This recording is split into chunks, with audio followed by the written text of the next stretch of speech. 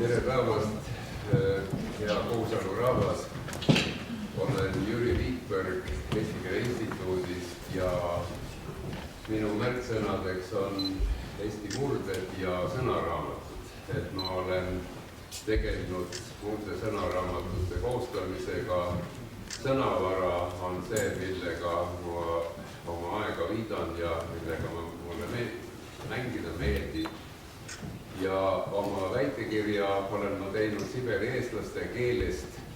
Nii et mõningane võrdlus on see, kuidas nüüd Kuusalu rahvas filmi läks. Sellega ma olen natukene vähem tegelenud, aga et kas see minu jutt nüüd kuidagi seda teie enesemääratlust ja identiteeti ka kuidagi tunduvalt tugevamaks teeb, seda näeme pärast, aga vähemalt mingisugust niisugust sümpaatiat selles suhtes ma võiksin teile küll anda. Aga et kui me on siis sedasi.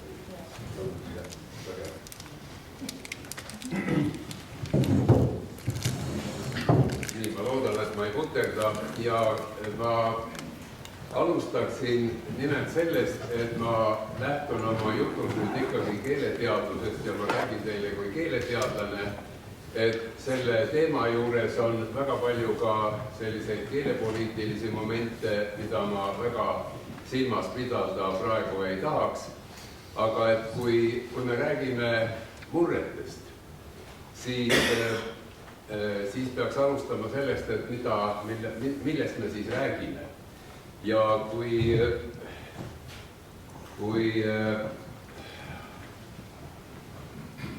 me peame silmas seda, kui rikkalik on meie elusloodus ja siis on vaja teda kuidagi ka liigendada, klassifitseerida ning siin me võtame siis aluseks ikkagi nüüd selle meie keelte klassifikatsiooni, et kuidas nende keeltega üldse toimetatakse. Me teame, et neid keeli on maailmas pikalt üle 7000 ja need jagatakse siis oma päritolu ja suguluse järgi keelkondadeks.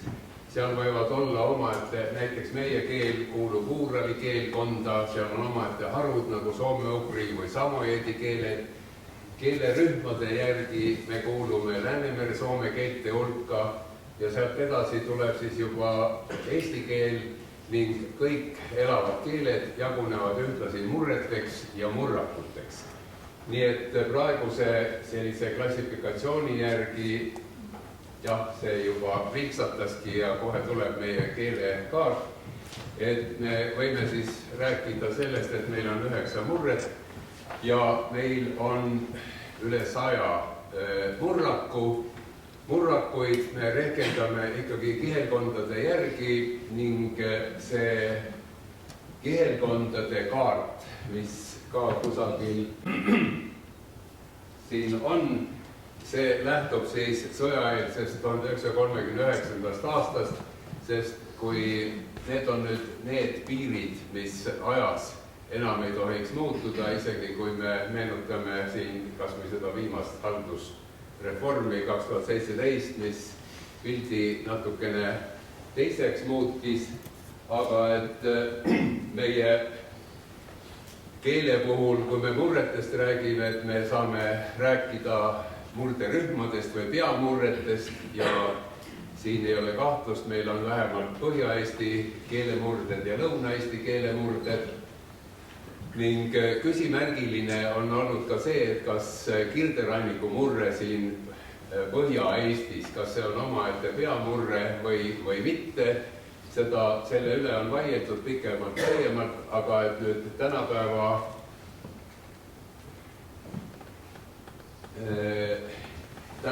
see tähendab 21. sajandi autoriteetse käsiraamatu Eesti murded ja kohanimed järgi me räägime siis ikkagi sellest, et Kirderanniku murded kuuluvad Põhja-Eesti murrete alla, aga seal on 2 murret, rannamurre ja Alutaguse murre.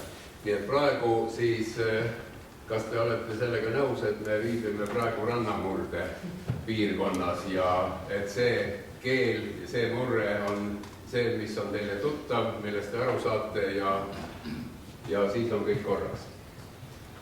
Nii et see on jah, et ja kui Põhja-Eesti murretest siis lähemalt, et seda on nimetatud ka Süda-Eesti piirkonnaks, seda niisugust ruunikamat ala, et seal on saarte, lääne, keskmurre ja ida ja lõunas, Emajõest lõuna pool on siis Mulgi, Tartu ja Võru. Ja Võru puhul on siis ühtlasi ka veel see, et Võru murdes hulka kuulub setu murraku rühm, sest nagu teada, setud on Eesti murdekaardil hilisemad tulijad kui paljud teised, sest et nad kuulusid sajandeid Pihkva võimu alla. Seetõttu nendel omaette kihelkonda olnud ei olegi, aga oma territoorium neil loomulikult on, mis on siis jagunenud nii ja naa. Ja kui te tahaksite sellist ilusamat pilti meie kihelkondades, siis 2009. aastal andis Eesti Rahva Muuseum välja sellise aastapäeva väljaande Eesti kihelkondade kohta ja see oli ühtlasi algus selleks, et neid kihelkonna piire tähistada ka kuidagi, noh, mitte just looduses, aga vähemalt kui te sõidate mööda maanteid, siis näete, et tuleb kas siis Jüri kihelkond või tuleb Nõo kihelkond enne Tähtveret või midagi muud, et need kihelkonna piiripostid on pandud seejärel siis, et tähistada ühtlasi meie sellist oma liigendust. Aga siin tuleb teha nüüd ka üks väikene täpsustus selles mõttes, et kui me räägime Eesti haldusjaotusest ja kihelkondadest, siis keeleteadlastel on just nagu oma süsteem. Meie lähtume ka kihelkondadest, nii nagu rahvaluule inimesed, etnograafid, ajaloolased, sest et see näitab millegi päritolu ja mingisugust kindlat kuuluvust, olgu ta siis keel või ehitis või mingi komme. Aga et keeleinimestel on neid kihelkondi rohkem. Ja siin te näete nüüd omaenda Kuusalu kihelkonda, mis jaguneb rannakeeleks ja keskmurde osaks. Ja seetõttu nüüd, kui nüüd siin vaadata, kus see Kolgaküla on, siis Kolgaküla on ikkagi just nagu keskmurde ala ja Neemede keelega ei ole ta nüüd päris sama ega sarnane. Aga kui te liigute, noh, nüüd võib ütelda ka, et te võite liikuda kas siis põllul või soos või metsas või tee peal, et ega neid keelepiire ju ometi looduses kusagil märgitud ei ole, neid näha ei ole.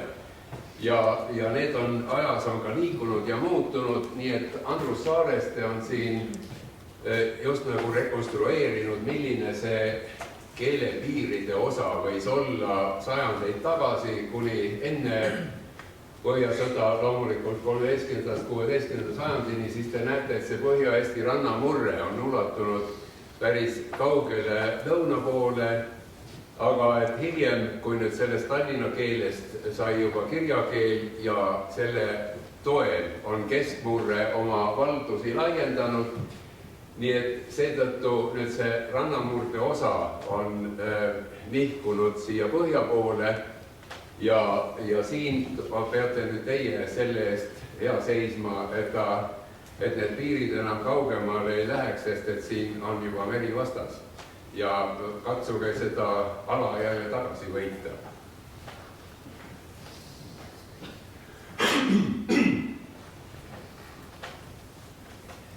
Kui me räägime kahest peamurdest, siis ma tahaksin siinkohal rõhutada seda, et tegemist on ikkagi ühe eesti keelega. Ja need erinevused on nüüd päris suured, näiteks kui meie siin põhjas räägime oks ja uks, siis lõunaeestlastel on oss ja uss aga need kunagised häälikuühendid on olnud ühed ja samad, nii et kui see tärniga kti ühend, mida on rekonstrueeritud, et see võis olla 3000 aastat tagasi, et siis põhja pool on sellest arenenud oks ja uks, aga Lõuna-Eestis oss ja uss. Täpselt samuti on siis, kui meie ütleme 1 ja 2, siis Lõuna-Eestis on üts ja kats. Et need ei ole mitte eripäritolu, vaid need on aja jooksul erinevad innovatsioonid, eri arengud. Samamoodi on need, kui Põhja-Eestis on laps ja küps, siis lõunaeestlastel on lats ja kütse. Ja kui meil kõht on täis, siis lõunaeestlane ütleb, kõht on täis. Aga see oleks nagu väga erinev, aga tegelikult ei ole. Aga siin neid näiteid on muidugi veel, et kui sellest kunagisest karhust sai Põhja-Eestis karu ja Lõuna-Eestis kahr, siis samamoodi on nüüd Põhjas sõtkuma ja Lõuna-Eestis sõtkma ja katki ja katski, et sellised erinevused. Ja see, mis nüüd siin Põhja-Eestis Kirderanniku alal on ka niimoodi kohati on säilinud veel, on see vokaalharmoonia, et täppidega tähed lähevad algusest lõpuni või siis nad ei lähe. Lõuna ja põhja vahe on ka selles, et kuidas me kasutame oma mitmust, et D-mitmus kaladel on siin ülekaalus, Lõuna-Eestis on rohkem I-mitmust, et on silmis ja puie. Ja see, mis on nüüd lõunaeestlaste jaoks nii-öelda omaette visiitkaart ja trump on see õkk, kala, latsõpp, mida meie keeles ei ole ja selle kohta siis arvatakse, et kas ta on nüüd tulnud K-mitmusest või T-mitmusest, et on võimalikult on siin mitmesugused arengud.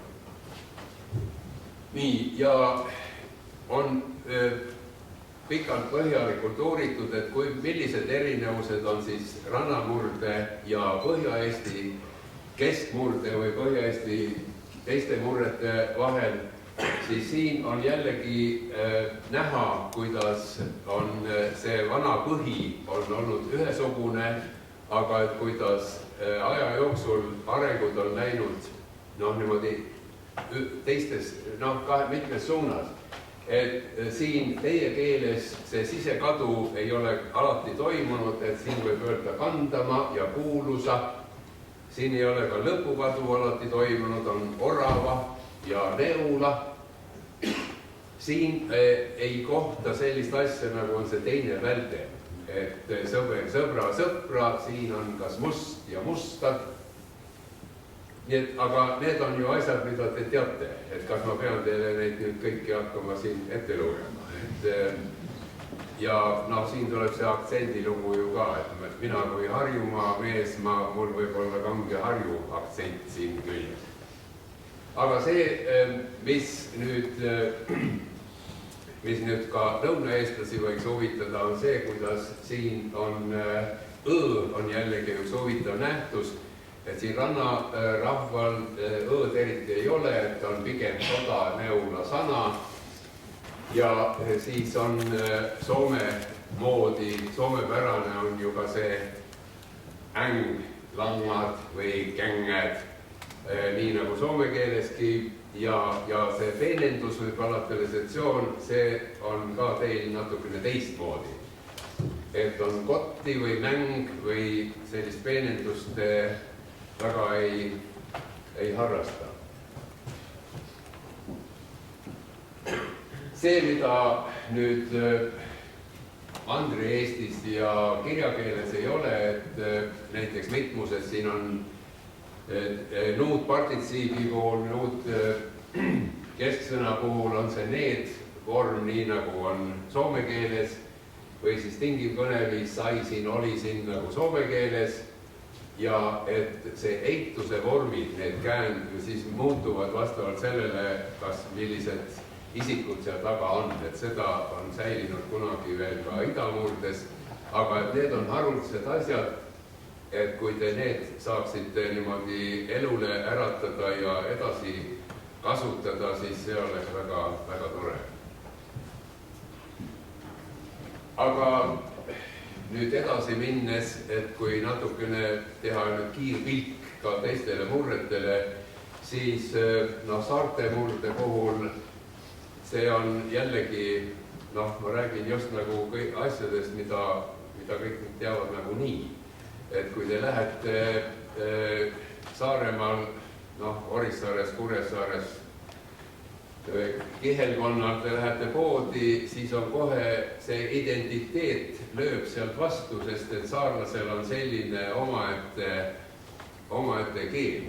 Meid teegi, upsaski, kerdas leike ja ta teeb vahel näku sihes. Et see selline meloodia, kuidas ta niimoodi laudes sinuga räägib ja sulle niimoodi kas küsib või vastab või midagi muud. Ja see ei ole laud, see on alles rääkimine.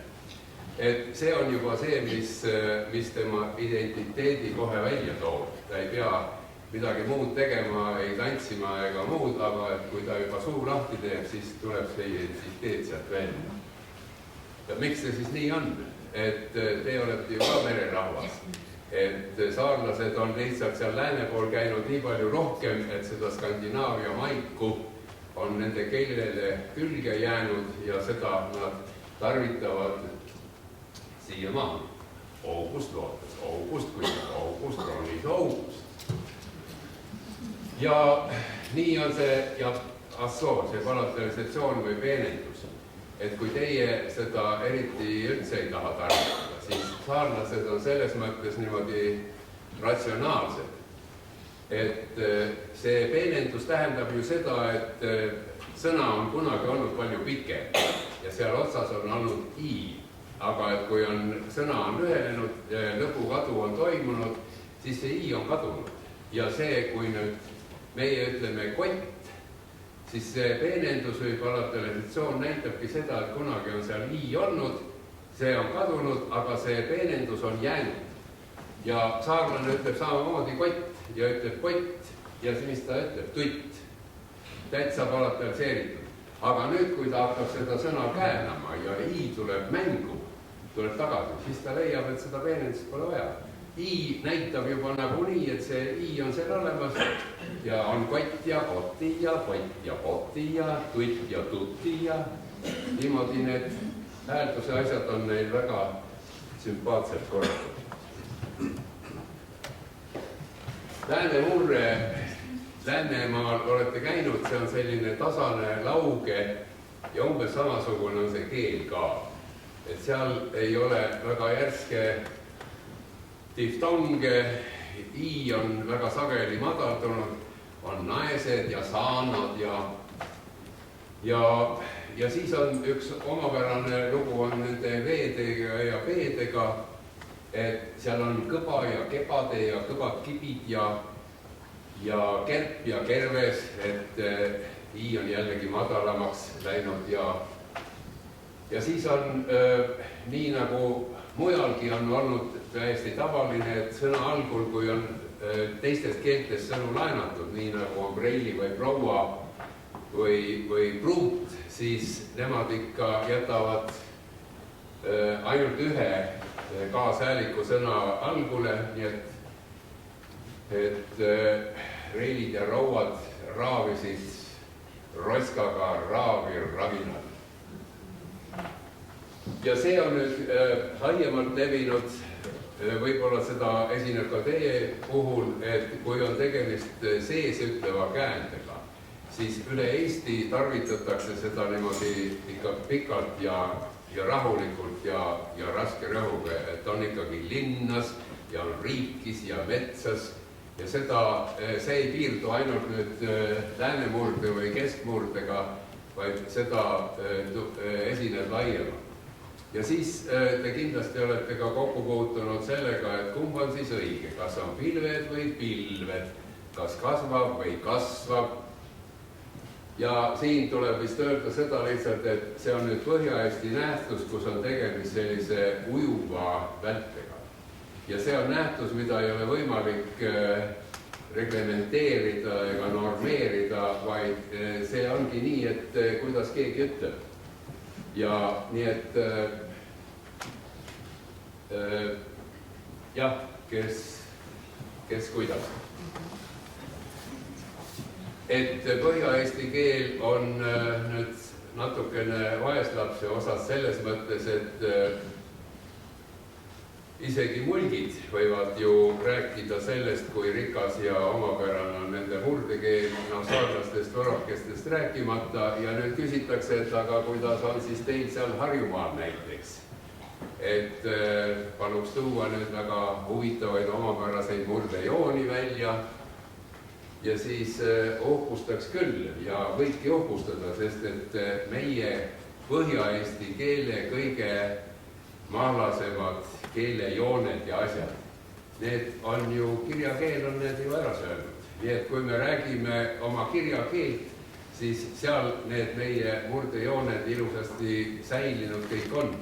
Aga, et mis nüüd kirjakeelde pole mahtunud või mida sinna pole võetud, siis on kooliõpetaja tulnud oma punase pliiatsiga, et vaat see on viga, vaat see on murdejoon, niimoodi kirjakeeles ei öelda. Et kui laps ütleb, et meil kodu oli palju õuni, ei ole, peab olema õunu ja kodu ei tohi ka veel öelda. Nii et mis sa ütlesid, et siis sellised, et kas see on nüüd kõnekeel, kas see on nüüd murdekeel, meil polegi siin õiget vastust. Ja siis on veel muidugi selliseid sõnu, mida üle Eesti ei tarvitata, vaid on sellised piirkondlikumad, et mis asi see töömees võiks olla. Et meitel on ta pärm ja kuidas ta teitel siis on ta köst või on ta pärm või mis ta on, tõuse. Nii, ja Idamurre on siis veel selline omapärane juhtum, kus on hästi palju õõd ja see nüüd langeb kokku selle Alutaguse murde jutuga selles mõttes, et vana põhja peal sellest on edasi arenenud nii vadjakeel, Alutaguse keel ja Idamurre või siis Kodavere keel. Nii et me võime rääkida isegi sellisest õ-kolmnurgast, kus on hästi palju õõd. Ja kui Saaremaal ei olnud õõd mitte natukestki ja seal aeti läbi ainult selle ööga või lahtise ööga, mis on Skandinaavia mõju, siis ida poole tulles seda õõd on jälle just nagu ülearu palju. Nii et neid Kodavere mehi on seal isegi tögatud või ahvitud, nende keelt on järele tehtud sel moel, et peremees jõõsis üle õdra põllu. Õravas jõõsis üle õdra põllu, peremees õhjad õravalle järele. Et neid õõsid on seal kohe nii ridamisi ja riburada. Ja see, mis on teeb Idamurde huvitavaks, et on ka see, et seal ei ole mitte kõht, vaid kõst, mitte täht, vaid täst. Ja mõned näited saab võib-olla tuua veel hiljem ka. Ja nüüd mul peab oma jutu järgi üles otsima.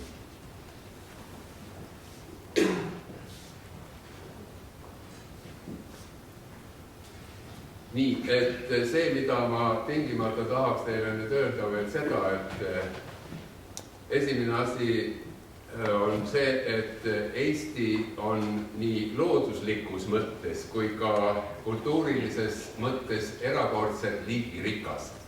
Et siin ei ole tegemist mingi ühetasase või üksluise stepialadega, meil on kõike, metsi ja soid ja rabasid ja järvi ja rannikuid ja seda näitavad ka meie kohanimed. Iga väiksemgi teerada või ojanire on saanud oma nime. Ja täpselt samamoodi me võime öelda, et ka meie keel on erakordselt rikas, meie ilm on väga eripalgeline. Keele mõttes Eesti on tõeline suur riik ja seda seda tuleb eestlastele ikka järjest ja järjest nii-öelda korrata ja selgeks teha, et eesti keel on suur keel. Et kuigi ta on uskumatult suur. Ja paradoks on nüüd selles, et Eesti on murdeid täis ja kui sa lähed kuhugi murret koguma, küsid, et kes teil siin murret räägib ja kust ma leian ja kõike seda. Ja mida siis vastatakse? Ega meil pole mingit murret siin. Mine siit, vaata siit 3 kilomeetrit, pane edasi, vaat seal põesa taga, seal on mingi osmik, võib-olla tema räägib mingit murret. Ei, meil pole mingit murret, meil on selge eesti keel. Ja nii ongi, et ühesõnaga see, et see meie keel on just nimelt see keel, mis on see õige eesti keel ja see, et igal pool mujal räägitakse teistmoodi. No see on loomulik, et eks igas nurgas kõnelda ise murret, öeldakse Erha Madisel, igas maakantis oma murrakus ja siis tulevad juba iges küles on ise viis, igel talul on oma taba ja iga taaril oma rabane. Või siis egen talul esi taal, egen külen esi kõne. Et see, et meie räägime niimoodi, on selge ja et teised räägivad teistmoodi, on ka selge. Aga see, et meie räägime siin niimoodi, siis vaat see on nüüd see õige keel. See meie keel on see kõige õigem, kõige ilusam. Ja Padavere lause vist on kõige tuttavam. Mede kiil onesi kõige pustam kiil. Ei olesi üstegi käänettega viänetside. Ja sama lugu on siis ka Varvla ja need meie keel on see õige, aga teiste oma ei ole mitte nii päris.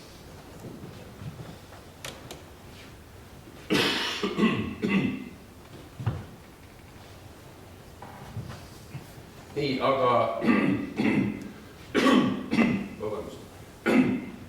selle oma keele kõrval on siis ju ka tähele pandud ikkagi seda, kuidas räägivad naabrid, kuidas räägivad teised ja seda on siis kas siis imeks pandud või järele tehtud või kuidagi karikeeritud. Aga et siin esimene lause on pühalepalt. Ja see peaks teile nüüd tuttav tulema ette selles mõttes, et kuna ranna inimestel on olnud omavahel palju läbikäimist, on käidud seal, kas siis piigasid on läinud sinna,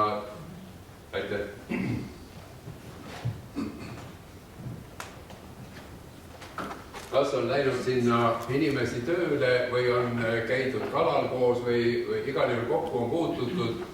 Kuusalu kihelkond on Põhja-Eesti mandrialal ainus, kus hääldatakse häälikut sõna algul. Aga Pühalepa on teine ja seda seletatakse sellega, et rannarahval on omavahel pistmist ja läbikäimist olnud, nii et need haad on jõudnud sinna Hiiumaale ka. Ja kuna Reigis Käinas seal haad ei ole, siis neid Pühalepa omasid on pilgatud niimoodi tehtud järele. No küll on hirmus, kui hing hissada juurde hiljaks jääb. Ja neid Pühalepa omasid on nimetatud heilutajateks, sest Hiiumaal nende haa torkas sedavõrd kõrva, et siis siiamaani on siis nad heilutajad. Ja Läänemaal see kõva kivi, kerp ja kerves, et see Kivisaare Mihkle lebakott, et see on nüüd üks näide, mis nende keelt iseloomustab. Harjumaal istus laudas, lossid jalgas, ka lossid. Seppik selgas, isi nälgas. See, kuidas need diftongid võivad muutuda, on siis juurunäide, juaan, mille tuua suapad, luastude pealt Et see on ühtlasi näitab seda, et talumeestel, maainimestel see rääkimine võttis natuke aega ka. Et kui nad oma lausega lõpule said, siis teisel pidi olema kannatust, et seda ära kuulata. Ja noh, umbes nagu soomlased. Ja nüüd see Odavere näide on nüüd just nimelt, et kuidas seda H-d on asendatud ja siis on nüüd sellised, et armas toster, anna rostu, lapse kõstone lasti. Küll oli alevasti, kui metsa lasti. Nii et kui nüüd vaadata neid lause näiteid, et kui te siis peaksite sattuma sinna Odavere kanti või siis te teate, kuidas kohalike inimestega rääkida. Nii, ja mul on nüüd selline tunne, et kui me räägime murrakutest, kui me räägime murretest, siis noh, mingisugust niisugust vennalikkust või õelikkust inimesed omavahel eriti ei tunne. Et see, et nüüd me räägime ühtemoodi, et istus laudas, sepik selgas, isi nälgas ja et see inimesi ei tarvitse lähendada. Aga see piirkondlikkus, et see kohalik, et kus kohast inimesed on pärit, kus nad elavad, et see koha identiteet võiks olla see, mis inimesi ka siis liidab või eristab. Ja siin on nüüd näha, ma tõin selliseid näiteid, kuidas teatud piirkondade järgi on tekkinud hüüdnimed. Need võivad olla humoristlikud, need võivad olla natukene tögavad ja kõik, aga see on nüüd ühtasi see, et meie oleme siin, aga võt näed, seal on odratolgused, Käina omad, nemad olid kanged õllemeistrid, siis on Koltselõuamehed, siis on märahiidlased, obuhiidlased, abuviimalähkred, kohvilähkred. Kärdla linn oli kuulus oma manufaktuuri poolest, töötajad käisid tööl, neil olid võileivad ja kohvid kaasas, hüüdnimeid tuli kohe kohvilähkred. Ja seda, et nad ise sellest asjast ka aru saavad, siis on neil niisugune pilt, on teejuhiks, et kus on need odratolmused ja vesihiidlased ja tervaköplased ja kus on vandiraiujad ja et need on samad nagu seal kihelkonnal.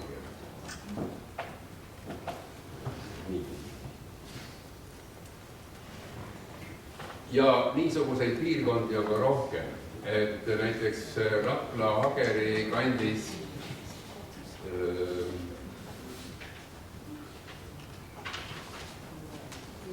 on öeldud, just nimelt on kirja pandud niimoodi, et Lohuvalla mehi hõiti kollavennad, Tohiso mehi hõiti varesteks, Vahklas olid kastivallamehed, Ämari valda hõiti vorstivallamehed ja nii edasi. Et see on teatud piirkondade järgi on saanud inimesed oma hüüdnimesid ja Pärnumaal on nüüd selline koht nagu Ihli kihelkond ja seal on junnud või junlased. Nii et Mihklis on siis paejunlased, Koongas Apukeki junlased, Karusel metsjunlased ja nii edasi. Et nendel mina ei oska küll vahet teha, et miks ühed on need punnjunlased ja teised mitte. Seda peab nende käest küsima, aga see ei ole mitte niisugune salaasi, vaid see on niisugune laiemalt tuntud värk, ma toon ühe näite. 34. aastal on ajalehes ilmunud selline lugu, et see on Pärnu väljaanne Mihkli kihelkonna erilisa. Ja see on Junnusest, nendest Junnumaast. Junnumaa asub maakaardi läänepoolsel serval on suuremate kaartide peal 1,5 centimeetrit pikk, 1 centimeetrit lai. Junnumaal elavad junnlased, kes põlnevad samuti soome-ugri tõust. Nad on meie suguvennad. Junnlased peavad kahe jala peal räägima. Ameti.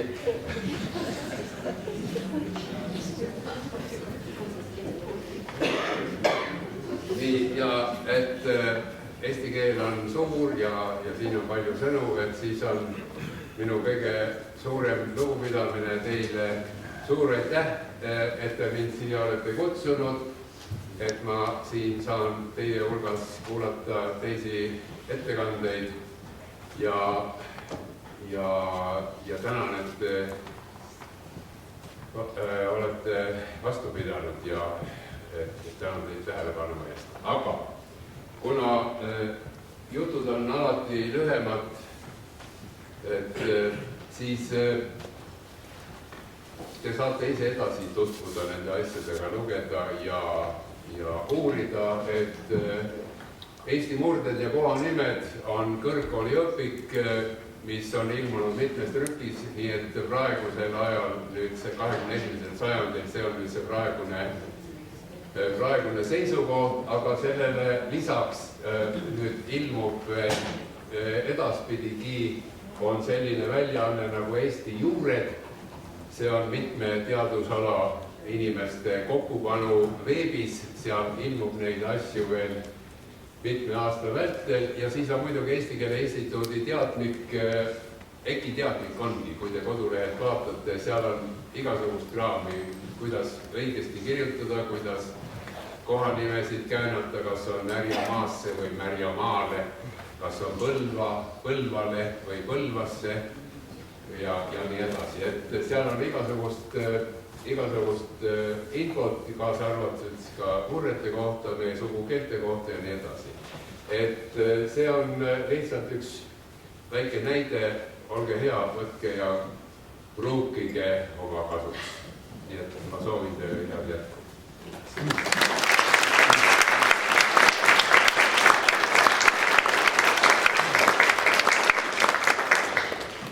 Suur aitäh! Kardan, et me peame siia veel kutsuma, sest peale murde uurimise tegelikult Jüril on veel üks teema, mitte niivõrd akadeemiline, aga see on humoristlik folkloor ja ajalugu.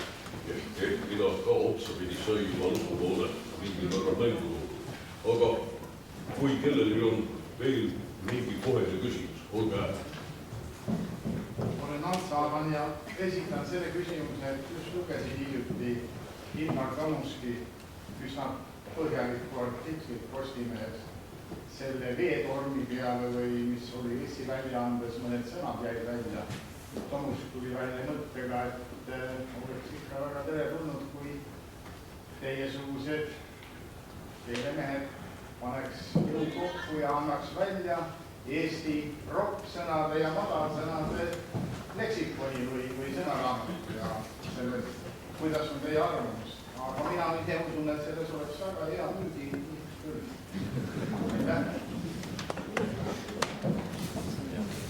Ei no kui raha taskus sügeleb ja tahab sealt välja, siis miks mitte. Aga kui te loete tänast Sirpi, siis Tiit Hennoste ütleb seal oma seisukohana välja, et niisugune ropeldamine on rohkem niisuguste teismeliste poisikeste harrastus, kaasa arvatud peldikuseinadele kritseldamine ja määrimine.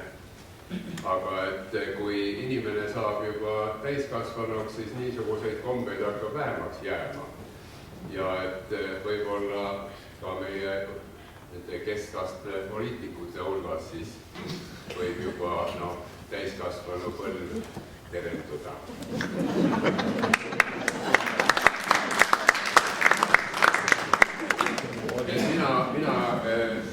Ma tean, soomlased on andnud välja näiteks väikese seksi sõnaraamatu ja igasuguseid sõnaraamatuid võib välja anda, aga siis minu meelest see kõige suurem roppus oli ikkagi see Vene aeg. Meil on täna siis esinejatele Kuusalu kihelkonna triibut ka kingituseks, et olla valmistatud. Aitäh!